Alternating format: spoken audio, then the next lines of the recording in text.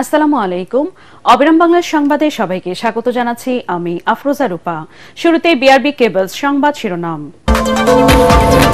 প্রায় ৮ লাখ কোটি টাকার বাজেট ঘোষণা, দাম কমতে পারে চাল, ডাল, তেল, ওষুধ সহ বেশ কিছু পণ্যের। বাড়বে মোবাইল ফোন, এসি, ফ্রিজ ও মোটরসাইকেল।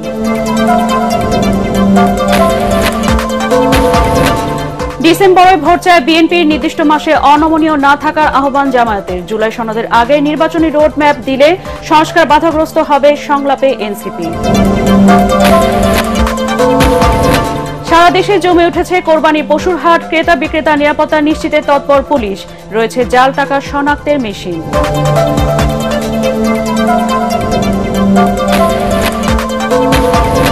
এবং বৃষ্টি, পাহাড়ি ঢলে দেশের বিভিন্ন স্থানে অন্তত 50 গ্রাম প্লাবিত। আশ্রয়কেন্দ্রে বানভাসী মানুষ। মৌসুমী বায়ু প্রভাবে বৃষ্টিপাত হবে আরও 3 দিন।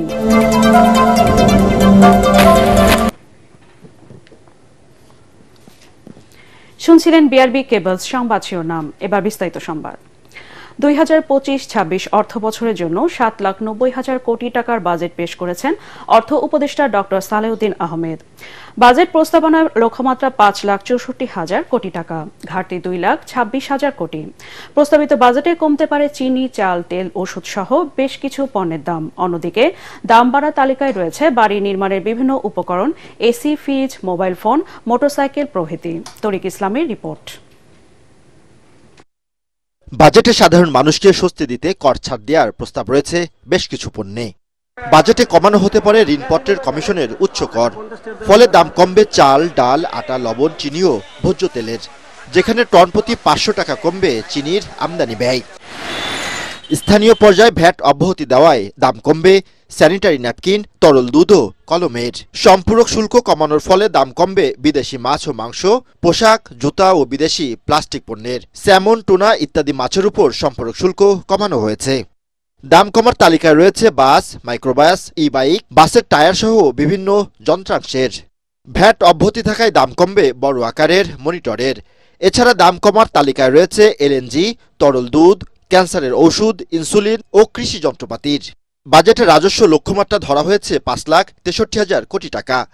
বিশালের লক্ষ্যমাত্রা পূরণে নতুন করে কর বসানো হয়েছে বেশ কিছু পণ্যের। ভ্যাট অব্যাহতি সুবিধা কমানোয় বাজেটে দাম বাড়তে পারে মুঠোফোন, ওয়াশিং মেশিন ও ব্লেন্ডারের। দাম বাড়বে থালা বাসন সহ তৈজসপত্রের, তবে ভ্যাট ছাড় দেওয়া হয়েছে পরিবেশ বান্ধব তৈজসপত্রের।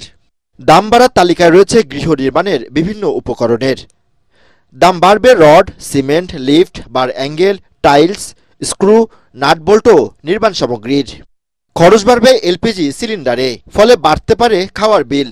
দাম বাড়বে শিশু খাদ্য ও বিদেশি চকলেটের। বাজেটে দাম বাড়ায় তালিকায় রয়েছে সিগারেট, ফ্রিজ, শীতাতপ মেশিন, দেশি বিদেশি আমদানিকৃত গাড়ি, খেলনা, মোটরসাইকেল ও ইজি বাইকের যন্ত্রাংশের, যা কার্যকর হবে 1 জুলাই থেকে। তরিক ইসলাম, এটিএন বাংলা, ঢাকা। দূরত্ব ঘুচিয়ে জুলাই সনদের তালিকায় বেশি ইস্যু যুক্ত করার আহ্বান জানিয়েছেন প্রধান উপদেষ্টা doctor Mohammad Yunus. Foreign service একাডেমিতে জাতীয় ঐকমত্য কমিশনের সর্বদলীয় বৈঠকে এই আহ্বান জানান তিনি। জানান, সবার মতামতেই চূড়ান্ত করা হবে জুলাই সনদ। এ সময় প্রধান উপদেষ্টা বলেন, বিভক্তি নয়, করতে হবে ঐক্যবদ্ধ হওয়ার রাজনীতি।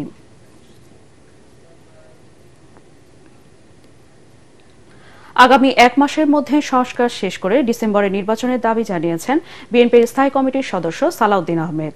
জাতীয় ঐকমত্য কমিশনের সংলাপ শেষে একথা বলেন তিনি। 1 মাসের মধ্যে সংস্কার শেষ করার বিষয়ে জামাত একমত হলেও ডিসেম্বর থেকে এপ্রিলের মধ্যে সুবিধাজনক সময় নির্বাচনের পরামর্শ দিয়েছে দলটি। নির্দিষ্ট একটি মাসে নির্বাচনের বিষয় অনমনীয় না থাকার আহ্বান জানায় জামায়াত।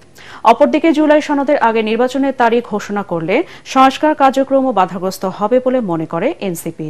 আরও জানাচ্ছেন ইয়াসিন রানা। রাজনৈতিক দলগুলোর সাথে দ্বিতীয় দফায় সংলাপ শুরু করেছে জাতীয় ঐকমত্য কমিশন। ফরেন সার্ভিস একাডেমিতে এই সংলাপে 28টি দল ও 2টি জোটের প্রতিনিধিরা অংশ নেন। ডক্টর ইউনূসের ওপর আস্থা রেখেই বেশিরভাগ দল সংস্কার, গণহত্যার বিচার ও নির্বাচন ইস্যুতে একমত থাকার বিষয়ে বক্তব্য দেয়। ডিসেম্বরে নির্বাচন করতে না পারলে সে বিষয়েও সরকারকে ব্যাখ্যা দেওয়ার দাবিও জানায় কয়েকটি রাজনৈতিক দল। ফ্রেমওয়ার্ক না থাকলে এই কমিশন আসলে কি অ্যাচিভ করতে চায়, কিভাবে অ্যাচিভ করবে এবং কোন ডেডলাইনের মধ্যে অ্যাচিভ করবে, এই স্বচ্ছতা এবং জবাবদিহিতাটা থাকে না। যেসব বিষয়ে দ্বিমত আলোচনার পরও থেকে যাবে, সেগুলো জনগণের মধ্যে যাবে, নির্বাচনের মধ্যে যাবে। যে দলকে জনগণ বিজয়ী করবে তারাই সেগুলো বাস্তবায়ন করবে। সংস্কারগুলোতে যে আমরা এতগুলো রাজনৈতিক দল এবং নাগরিকরা ঐক্যমত পোষণ করছি, এইটাকে জুলাই সনদ না বলে বরঞ্চ একেবারে এটাকে একটা জাতীয় সনদ হিসেবে আমরা গ্রহণ করে একটা গণভোটের মাধ্যমে এর একটা গণভিত্তি দিতে পারি। দেশের অবস্থা বিরাজমান অবস্থা আছে, নির্বাচন এবং বিচার এবং সংস্কার এর মধ্যে কোনো বিরোধ নাই। জাতীয় নির্বাচনের বিষয়ে সুস্পষ্ট বক্তব্য না দিয়ে সংস্কার ও জুলাই সনদের ওপর গুরুত্ব দিয়েছে জাতীয় নাগরিক পার্টি এনসিপি। সুষ্ঠু নির্বাচনের জন্য ইসি পুনর্গঠনেরও দাবি জানান এনসিপি আহ্বায়ক নাহিদ ইসলাম। 5ই আগস্টের আগেই এই জুলাই মাসের মধ্যেই যাতে জুলাই সনদটি কার্যকর করা হয়, সকলের স্বাক্ষর নিয়ে আমরা যাতে জুলাই সনদ করতে পারি, এবং জুলাই সনদ কার্যকর হওয়ার আগে নির্বাচনের তারিখ ঘোষণা করা ঠিক হবে না। জুলাই সনদ ঘোষণার আগে যদি নির্বাচনের তারিখ ঘোষিত হয় তাহলে সংস্কার প্রক্রিয়া ব্যাহত হতে পারে। তাই আমরা আহ্বান জানিয়েছি যে 16 বছর আমরা অপেক্ষা করেছি, 10 মাস অপেক্ষা করেছি, আমরা আরো 2 মাস অপেক্ষা করতে চাই। মে জুন মাস বর্ষাকাল, তাই এপ্রিলের মধ্যে নির্বাচনের কথা জানিয়েছে জামায়াতে নায়েবে আমির ডাক্তার সৈয়দ আব্দুল্লাহ মোহাম্মদ তাহের। তিনি বলেন, অতীতের মতো প্রহসনের নির্বাচন চায় না জামাত, তাই লেভেল প্লেইং ফিল্ড নিশ্চিত করার তাগিদ দেন তিনি। আমরা বলেছি যে প্রধান উপদেষ্টা তার সার্বিক প্রস্তুতি যে প্রিকন্ডিশন আমরা দিয়েছি, সংস্কার, লেভেল প্লেইং ফিল্ড, প্রবাসীদের ভোটের যে অ্যারেঞ্জমেন্ট, এই সব কিছুকে সুচারুভাবে সম্পন্ন করে ওনারা ডিসেম্বর থেকে এপ্রিলের ভিতরে যে কোনো সময় উনি নির্বাচন দেন, আমরা সেটা ব্যাপারে একমত আছি। আমরা অন্য দলের প্রতি অনুরোধ করেছি কেউ যেন কোনো একটা পার্টিকুলার দিন ক্ষণ নিয়ে খুব শক্ত না থাকে, রিজিড না থাকে, শব্দটি উচ্চারণ করেছে। বিএনপির স্থায়ী কমিটির সদস্য সালাউদ্দিন আহমেদ বলেন, কিছু বিষয়ে দ্বিমত থাকা গণতন্ত্রের সৌন্দর্য। 1 মাসের মধ্যে সংস্কার শেষ করে ডিসেম্বরে নির্বাচনের দাবি জানান তিনি।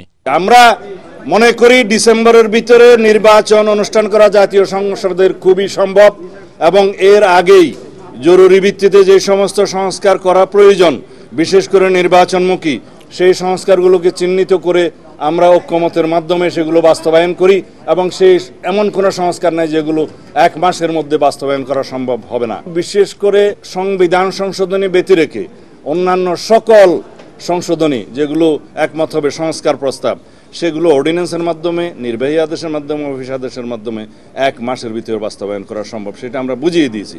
তবে যেগুলো ঐক্যমত্যে আমরা আসতে পারবো, সেই বিষয়গুলো অবশ্যই জাতীয় সংসদের পরবর্তী গঠিত জাতীয় সংসদে সেগুলো সংশোধনী হবে, কিন্তু তার আগে ঐক্যমতের ভিত্তিতে সনদ স্বাক্ষরিত হলেই যথেষ্ট। সংলাপে 15 জুলাইয়ের মধ্যে জুলাই সনদ ঘোষণা করা হবে বলে আশ্বাস দিয়েছে অন্তর্বর্তী সরকার। রাজনৈতিক দলগুলোর সাথে দ্বিতীয় দফার এই সংলাপ ঈদের পরেও চলবে। ইয়াসিন রানা, এটিএন বাংলা, ঢাকা। পবিত্র ঈদ উল আজহাকে কেন্দ্র করে জমে উঠেছে সারা দেশের কোরবানির পশুর হাট। ক্রেতা বিক্রেতার নিরাপত্তা নিশ্চিতে জাল টাকা শনাক্তের মেশিন সহ পশুর স্বাস্থ্য পরীক্ষার জন্য রয়েছে পশু চিকিৎসক টিম। প্রতিনিধিদের পাঠানো তথ্যচিত্রে বিস্তারিত জানাচ্ছেন ফারহিল ইসলাম টুম্পা। খুলনা সিটি কর্পোরেশনের উদ্যোগে জোড়াগেটে সপ্তাহব্যাপী কোরবানির পশুর হাট শুরু হয়েছে। হাটে আসা ব্যাপারী ও ক্রেতাদের নিরাপত্তা নিশ্চিতে জাল টাকা শনাক্তের মেশিন সহ বসানো হয়েছে সিসি ক্যামেরা ও ওয়াচ টাওয়ার। নগরবাসীর দাবির মুখে হাসিল 1% কমিয়ে 4% করা হয়েছে। প্রতি বছর 6,000-এর বেশি কোরবানির পশু বেচাকেনা হয়ে থাকে এই হাট থেকে। ঝালকাঠিতে এবছর 29,000 পশুর চাহিদার বিপরীতে প্রস্তুত রয়েছে প্রায় 30,000 গবাদি পশু। মানসম্পন্ন পশু উৎপাদনে নিয়মিত পর্যবেক্ষণ করছে জেলা প্রাণী সম্পদ অধিদপ্তর। বাজার অনেক শীতলতা আছে এবং বাজার কেনার মতো পরিবেশ আছে। 11 পিস গরু আনিছি, 3 পিস বেচেছি। 3 পিস বেচেছি, তা গ্রাম তো কিনারি এখন বিক্রি হবে, বেচার জন্য তো কম বেশি করে বেচতে আসছে। খামারিরা তাদের ন্যাচারাল খাবার যেটা, সেটা দিয়ে গরু লালন পালন করে। তাই সঙ্গত কারণে ঝালকাঠি এই প্রভাবমুক্ত। এদিকে জমে উঠেছে দক্ষিণবঙ্গের সবচেয়ে বড় যশোরের শার্শা উপজেলার 7 মাইল পশুর হাট। এবছর কোরবানির জন্য প্রস্তুত রয়েছে 14,226টি পশু। খুচরা ক্রেতার পাশাপাশি ঢাকা, নারায়ণগঞ্জ, চট্টগ্রাম সহ দেশের বিভিন্ন জেলার পাইকাররা আসছেন ট্রাক ভর্তি পশু কেনার জন্য। ক্রেতারা বলছেন, এখানকার পশু সুস্থ ও উন্নত হওয়ায় দামও তুলনামূলক বেশি। নিয়মিত চলছে পশুর স্বাস্থ্য পরীক্ষা। 14,226টি প্রাণী প্রস্তুত আছে কোরবানির জন্য। এর মধ্যে গরু, ছাগল, ভেড়া সহ অন্যান্য প্রাণীও আছে। গরুর খামারি তার সঙ্গে কিছু উটও এনেছেন বলে আমরা জানতে পেরেছি। বিষয়টি আমরা তদারকি করছি এবং খোঁজখবর নিচ্ছি। হাট ব্যবস্থাপনা সুষ্ঠু রাখতে প্রশাসন, আইন শৃঙ্খলা বাহিনী ও স্থানীয় জনপ্রতিনিধিদের সমন্বয়ে মনিটরিং টিম গঠন করা হয়েছে বলে জানায় হাট পরিচালনা কর্তৃপক্ষ। ফারহিন ইসলাম টুম্পা, এটিএন বাংলা। প্রবল বৃষ্টি ও পাহাড়ি ঢলে দেশের বিভিন্ন স্থানের নদ নদীর পানি বেড়ে অন্তত 50টি গ্রাম প্লাবিত হয়েছে। 3 পার্বত্য জেলায় ঢলের পানি ভাসিয়ে নিয়ে গেছে ঘরবাড়ি, পাহাড় ধসে বন্ধ হয়ে গেছে সড়ক যোগাযোগ। বানভাসী মানুষ ঠাঁই নিয়েছে আশ্রয় কেন্দ্রে। এদিকে আবহাওয়া অফিস জানিয়েছে নিম্নচাপের প্রভাব কাটতে না কাটতেই মৌসুমী বায়ুর কারণে হচ্ছে বৃষ্টি, যা আগামী আরও 3 দিন অব্যাহত থাকবে। প্রতিনিধিদের পাঠানো তথ্যচিত্রে আরও জানাচ্ছেন আসিফুর রহমান সাগর। প্রবল বৃষ্টি ও পাহাড়ি ঢলে 3 পার্বত্য জেলা বান্দরবান, খাগড়াছড়ির রাঙ্গামাটিতে নদ নদীর পানি বেড়ে লোকালয়ে ঢুকে পড়েছে, তলিয়ে গেছে ঘরবাড়ি। বিভিন্ন স্থানে পাহাড় ধসে বন্ধ হয়ে গেছে সড়ক যোগাযোগ। প্রাণ বাঁচাতে আশ্রয় কেন্দ্রে উঠে আসছেন বানভাসী মানুষ। টানা বৃষ্টি ও পাহাড়ি ঢলে ব্রাহ্মণবাড়িয়ার আখাউড়ার 20টি গ্রাম প্লাবিত হয়েছে, তলিয়ে গেছে বসতবাড়ি, সবজি ক্ষেত, রাস্তাঘাট।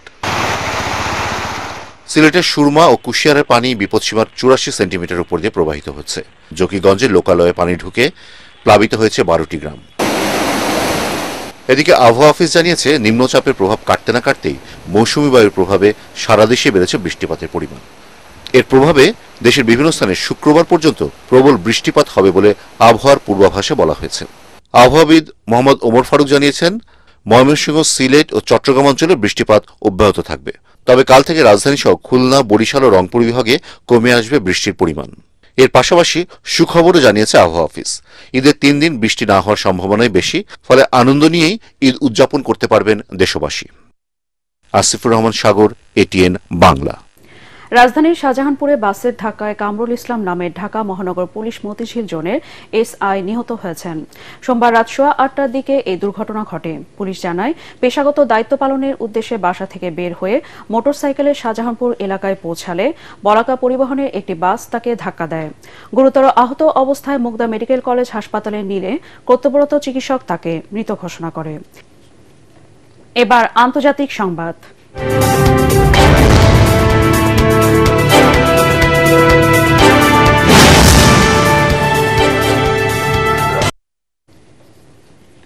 নতুন করে যুদ্ধবন্দী বিনিময় ও অন্তত 12,000 নিহত সেনার মরদেহ হস্তান্তরের বিষয়ে একমত হয়েছে রাশিয়া ও ইউক্রেন।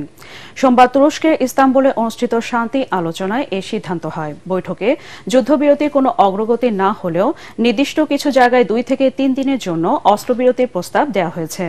এছাড়া 2 পক্ষই 6,000 করে সেনাদের মরদেহ হস্তান্তরে একমত হয়েছে। রুশ প্রতিনিধি দলের প্রধান ভ্লাদিমির মেদিনস্কি জানান, বৈঠকে রাশিয়ার পক্ষ থেকে পূর্ণাঙ্গ যুদ্ধবিরতির শর্তাবলী সম্বলিত প্রস্তাব ইউক্রেনের প্রতিনিধিদের দেওয়া হয়েছে। এদিকে ইউক্রেনের প্রতিরক্ষা মন্ত্রী ও কিয়েভের প্রতিনিধি দলের প্রধান রুস্তেম উমেরভ বলেন, তারা রাশিয়ার এই খসড়া পর্যালোচনা করে দেখবেন। তবে তারা মনে করেন কেবল জেলেনস্কি ও পুতিনের সরাসরি বৈঠকই পারে এই সমস্যার সমাধান করতে। পবিত্র হজ পালন করতে বিভিন্ন দেশ থেকে এ পর্যন্ত 15 লাখ হজ যাত্রী সৌদি আরবে পৌঁছেছেন। হজের সর্বোচ্চ নিরাপত্তা ও স্বাস্থ্যসেবা নিশ্চিত করতে ব্যাপক প্রস্তুতি নিয়েছে সৌদি সরকার। বিশেষ করে গত বছরের মতো হিট স্ট্রোক থেকে প্রাণহানি এড়াতে নেওয়া হয়েছে কঠোর ব্যবস্থা। গালফ নিউজ জানায়, অতিরিক্ত গরম ও হিট স্ট্রোক ঠেকাতে এবার 40টিরও বেশি সরকারি সংস্থার 2.5 লাখ কর্মকর্তা কর্মচারী কাজ করছেন। এছাড়া মক্কা, মদিনা, আরাফাত সহ বিভিন্ন স্থানে স্থাপন করা হয়েছে 400-রও বেশি কুলিং ইউনিট। থাকবে 50,000 বর্গমিটারও বেশি ছায়াযুক্ত এলাকা।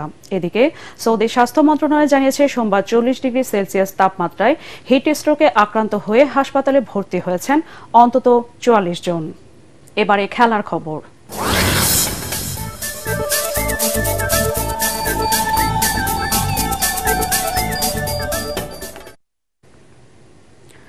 আন্তর্জাতিক প্রীতি ফুটবল ম্যাচে কাল ভুটানের মুখোমুখি হবে বাংলাদেশ। এএফসি এশিয়ান কাপ বাছাই সিঙ্গাপুরের বিপক্ষে ম্যাচকে সামনে রেখে প্রস্তুতির অংশ হিসেবে এই লড়াইয়ে অংশ নেবে হামজা জামালরা। 10 জুন সিঙ্গাপুরের বিপক্ষে মাঠে নামবে হ্যাভিয়ার ক্যাবরেরার দল। এই খেলা দিয়ে নতুন করে সাজিয়ে তোলা জাতীয় স্টেডিয়াম সবার জন্য উন্মুক্ত করা হচ্ছে। ম্যাচ পূর্ববর্তী অনুশীলনে আজ সন্ধ্যা 6:30টায় অংশ নেবেন ফুটবলাররা। এর আগে বিকেল 4টায় প্রস্তুতি সারবে ভুটান দল। শেষ করার আগে বিআরবি কেবলস সংবাদ শিরোনাম আরেকবার। প্রায় 8 লাখ কোটি টাকার বাজেট ঘোষণা। দাম কমতে পারে চাল, ডাল, তেল, ওষুধ সহ বেশ কিছু পণ্যের। বাড়বে মোবাইল ফোন, এসি, ফ্রিজ ও মোটরসাইকেল। ডিসেম্বরে ভোট চায় বিএনপি। নির্দিষ্ট মাসে অনমনীয় থাকার আহ্বান জামায়াতের। জুলাই সনদের আগে নির্বাচনী রোডম্যাপ দিলে সংস্কার বাধাগ্রস্ত হবে, সংলাপে এনসিপি। সারা দেশে জমে উঠেছে কোরবানি পশুর হাট। ক্রেতা বিক্রেতা নিরাপত্তা নিশ্চিতে তৎপর পুলিশ। রয়েছে জাল টাকা শনাক্তের মেশিন।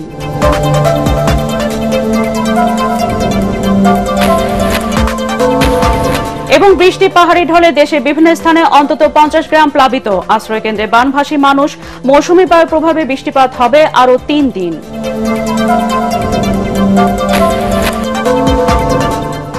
পরবর্তী সংবাদ দেখার আমন্ত্রণ জানিয়ে এখনকার মতো শেষ করছি। এটিএন বাংলা সংবাদ ইউটিউবে দেখতে ব্রাউজ করুন youtube/ATN বাংলা নিউজ। ধন্যবাদ সবাইকে।